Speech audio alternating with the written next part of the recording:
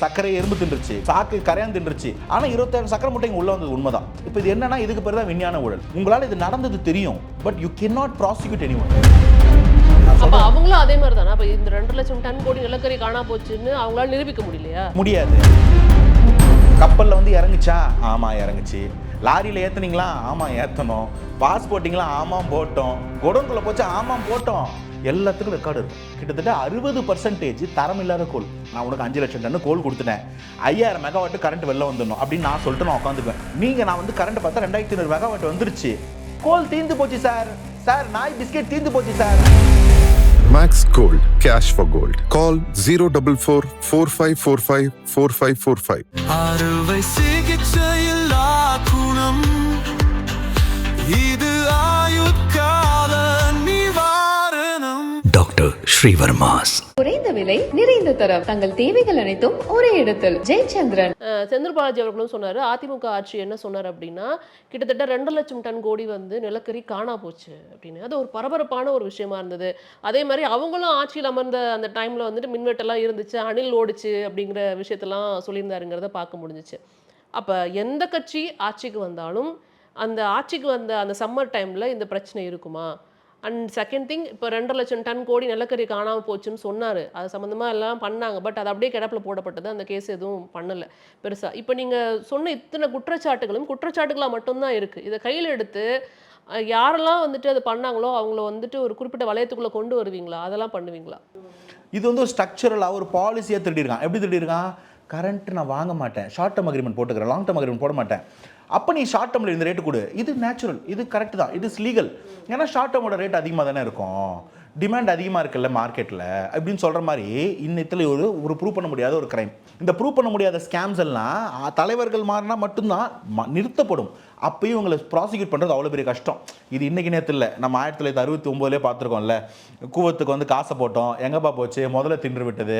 27 சக்கரை மூட்டையில் சக்கரை எறும்பு தின்றுச்சு, சாக்கு கரையான் தின்றுச்சு. ஆனால் 27 சக்கரை மூட்டைங்க உள்ளே வந்தது உண்மைதான். இப்போ இது என்னன்னா இதுக்கு பேர் தான் விஞ்ஞான ஊழல். உங்களால் இது நடந்தது தெரியும், but you cannot prosecute anyone. இப்போ இதுக்கு என்னன்னா இவங்களெல்லாம் தூக்கி அடிச்சு இந்த பவருக்கு வரவிடாம பண்றதான் ஒரே தீர்வு. நான் சொல்றேன் அவங்களும் அதே மாதிரி தானே. அப்ப இந்த 2 லட்சம் டன் கோடி நிலக்கரி காணா போச்சுன்னு அவங்களால நிரூபிக்க முடியலையா? முடியாது. அது எப்படின்றது ஒரு சின்ன ஒரு கால்குலேஷன் சொல்றேன். இந்த கோல் வந்து நம்ம பார்க்குற மாதிரி எல்லாம் ஒரே கோல் கிடையாது. முதல்ல கோலே வந்து 4 தரம் பிரிப்பாங்க. ஆந்த்ரசைட், பிட்டுமினஸ், லிக்னைட், பீட் இப்படி பிரிப்பாங்க. இது ஒன்னொன்றுத்துக்கும் என்ன வித்தியாசம் அப்படின்னு பார்த்தீங்கன்னா, அந்த கோல்குள்ளே இருக்கக்கூடிய கான்சன்ட்ரேஷன் ஆஃப் கார்பன். இப்போ இந்த ஆந்த்ரசைட்டில் பார்த்தீங்கன்னா ஒரு 97-98% கார்பன் இருக்கும். அந்த கோல் எரியும் போது பார்த்தீங்கன்னா 1 கிலோ ஆந்த்ரசைட் கோலை நீங்கள் எரிச்சிங்கன்னா அதுலேருந்து வரக்கூடிய energy, kilo joules of energy ரொம்ப அதிகமாக இருக்கும். அதுலேருந்து வரக்கூடிய அந்த எனர்ஜி தான் அந்த டர்பைனை சுற்றுது, தண்ணியை பாயில் பண்ணி. அந்த அதிக எனர்ஜி வரும்போது நிறைய புகை வருது, நீராவி வருது, ஈஸியாக டர்பைன் சுற்றுது. இதுதான் லாஜிக். இப்போ அதே இடத்துல இந்த கடைசியாக இருக்கக்கூடிய பீட் பார்த்தீங்கன்னா ரொம்ப கம்மியாக இருக்கும், 40-50% தான் அதில் கார்பன் கான்சன்ட்ரேஷனாக இருக்கும். இது நீங்கள் 1 கிலோ போட்டு எரிக்கும் போது ரொம்ப சோகமாக இருக்கும். அதுலேருந்து வரக்கூடிய தண்ணி எனர்ஜி வந்து தண்ணியை சீக்கிரம் பாயில் பண்ணாது, சீக்கிரம் வேப்பர் வராது, பொறுமையாக சுத்தம். கரண்ட் ஜென்ரேஷன் சில நேரம் இல்லாமே இருக்கும். இப்போ நம்ம என்ன பண்ணுறோம், எங்களுக்கு பிட்டுமினஸ் தான் வேணும், லிக்னைட் தான் வேணும், இல்லை ஆந்த்ரசைட் தான் வேணும்னு based upon the government policy நம்ம ஒன்று வாங்குகிறோம். அந்த கோலை வாங்கும்போது நீ 1 லட்சம் கோடி 1 லட்சம் டன்னு ஒரு ஆந்த்ரசைட் சப்ளையர் இருக்கார், அவர்கிட்ட 1 லட்சம் டன்னு வாங்குறேன்னு பில்லை போட்டுரு. இந்த பக்கம் எங்கேருந்தாவது நீ ஒரு 1.5 லட்சம் டன் இல்லை 2 லட்சம் டன்னு பீட் கடைசி தரமாக இருக்கக்கூடிய கோலை வாங்கிட்டு வந்து வச்சுக்கோ.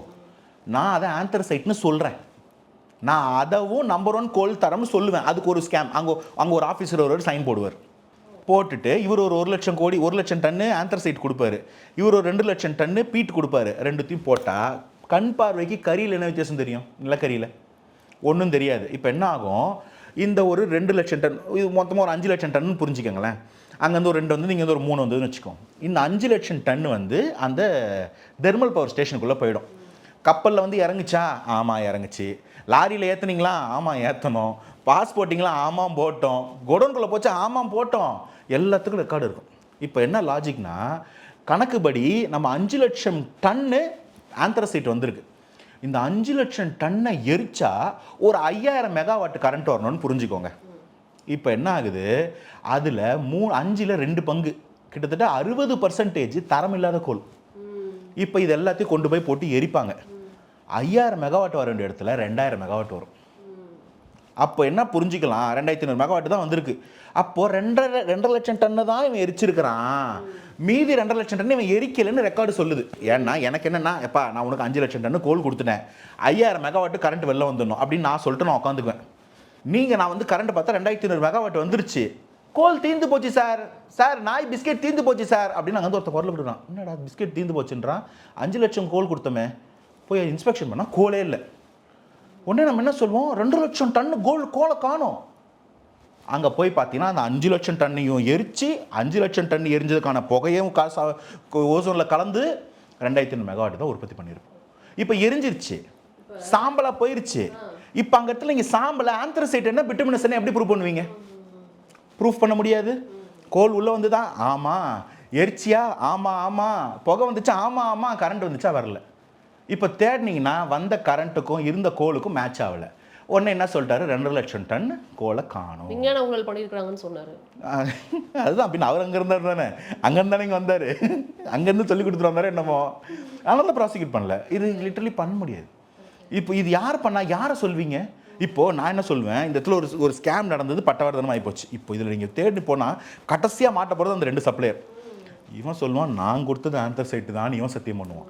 நான் கொடுத்தது ஆந்த்ரசைட்டு தான், அவன் சத்தியம் பண்ணுவான். யாரை ப்ராசிக்யூட் பண்ணுவீங்க? சட்டம் என்ன சொல்லுது, 100 குற்றவாளி தப்பிக்கலாம், ஒரு நிரபராதி தண்டிக்கப்படக்கூடாது. You cannot prosecute them. இதுதான் விஞ்ஞான ஊழல். இதை சரி பண்ணுறதுக்கு ஒரு நல்ல ஆட்சியில் உட்காரது தான் ஒரே தீர்வு. ஓகே, இட்ஸ் ஆனால் இது ரொம்ப டெக்னிக்கலான ஒரு விஷயமா இருக்கு. என்னால் முடிஞ்ச அளவுக்கு சிம்பிளிஃபைடாக சொல்லுவேன். I can understand. Max Gold, cash for gold. Call 044 4545 4545. அறுவை சிகிச்சையில்லா குணம், இது ஆயுட்கால நிவாரணம். டாக்டர் ஸ்ரீவர்மாஸ். குறைந்த விலை நிறைந்த தரம், தங்கள் தேவைகள் அனைத்தும் ஒரே இடத்தில். ஜெயச்சந்திரன்.